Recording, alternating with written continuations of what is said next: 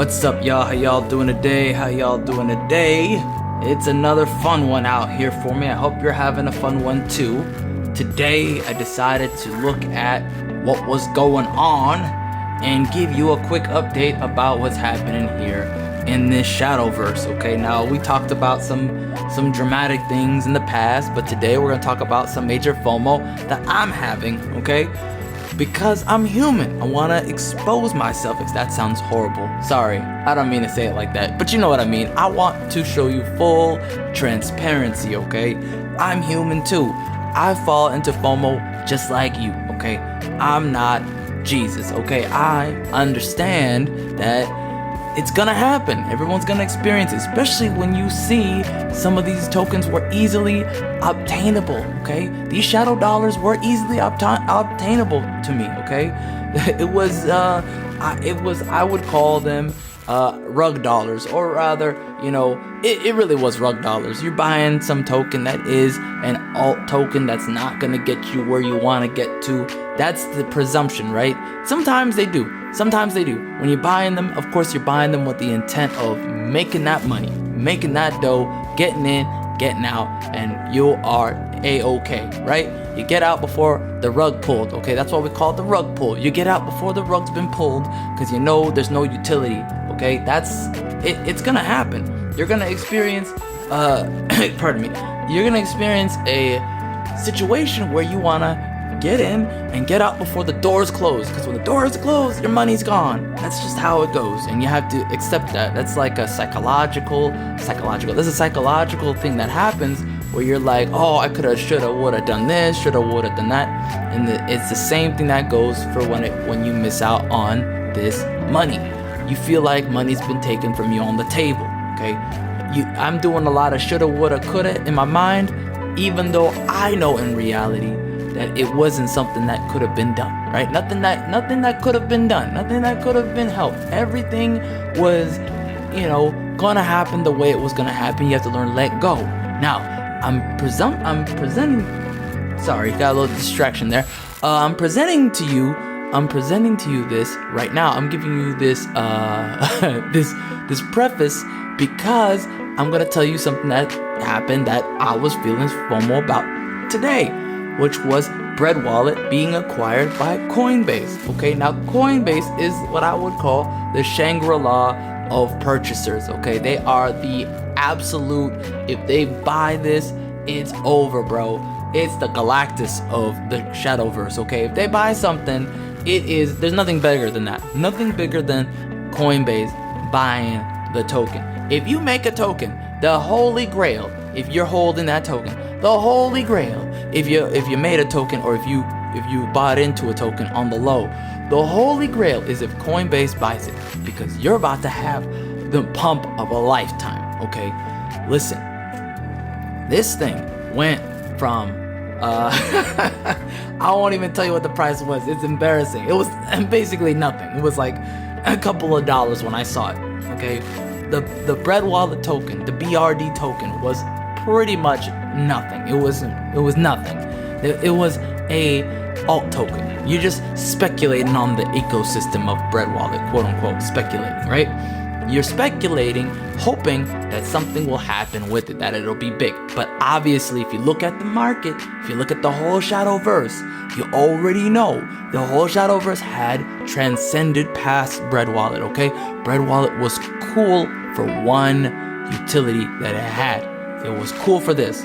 It let you hold your tokens and your keys to those tokens, and it protected your privacy because it created a brand new address for when you are sending. I think it also does it for when you're receiving. I never experimented and looked and compared. I don't remember. It's been so long since I used it, but I know when you send something, they create a brand new one, right? It's almost like washing it. Now, the rest of the market adapted because the rest of the market didn't have that before. Okay, I'm gonna tell you right now. When I was using Coinbase, somebody was trying to tell me that it did do that. I don't know that experience for that person, but when I was using Coinbase, they were using the same old link. They were using the same address link, okay, when I was sending it out. That's why I knew low-key the address of whenever I was getting used to it. I got used to it. I was pre-approving addresses that were for tokens that were coming in, because I knew the address, the last 10 digits or something like that. I knew by heart because I've been using it for so long, right? Nowadays, everybody kind of adapted.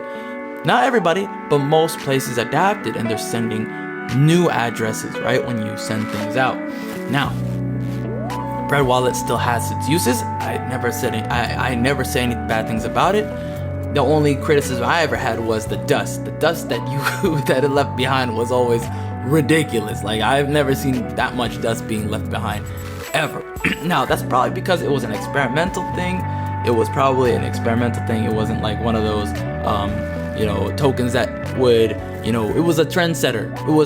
It was a pioneer, right? They were the first in a way. So I really don't have any criticism as far as like, I'm grateful basically. I'm not gonna be like, oh, how could they be not like this other guy, this other guy. I'm like, BreadWallet was one of the first guys out there. Let's just be honest. I'm still gonna be always looking at BreadWallet like it was a pretty good place to hold certain amount of tokens. I wouldn't hold more than a certain amount. Like, I would keep it at a low 5-figure amount, personally speaking.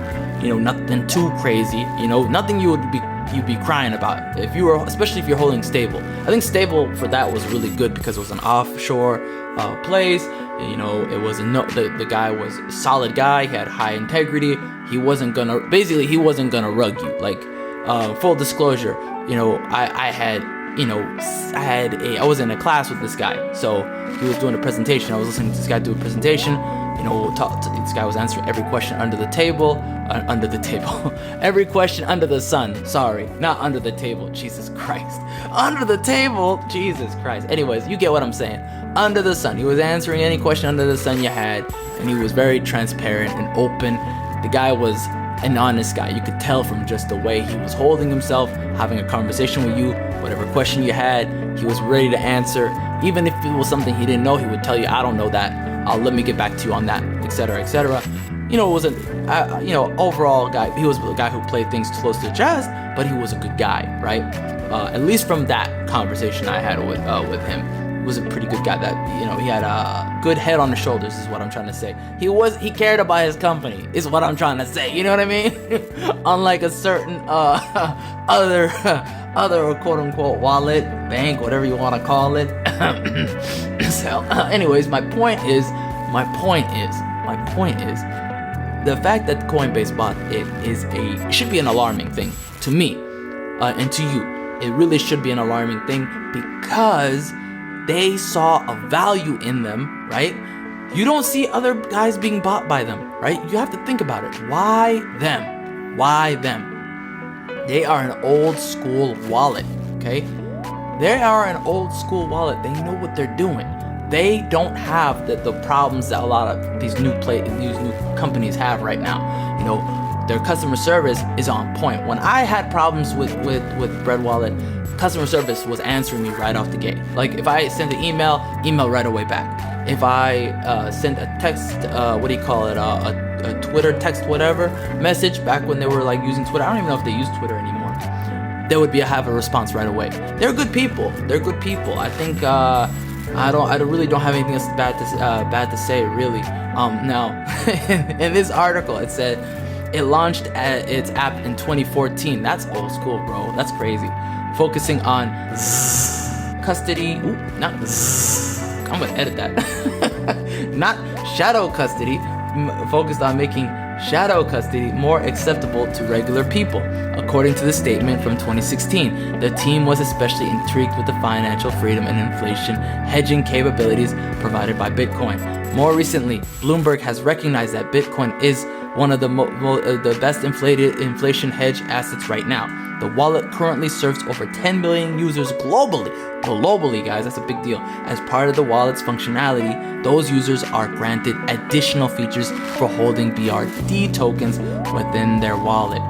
Wow, I didn't know that. I didn't actually know that. BRD is a utility native to BreadWallet used to reward users that interact with the app. The token's value beyond the app is determined by market forces, which have worked largely in its favor today. While formerly trading for 16 cents, its price is spiked to 50 cents. I think now, at the time of this thing, it was at, let me find it real quick. It went up 700%. So, excuse me. It went up to 169. Nice. Its target is going to 220. Holy cow. It's gonna be at 220. That's the goal they're looking for.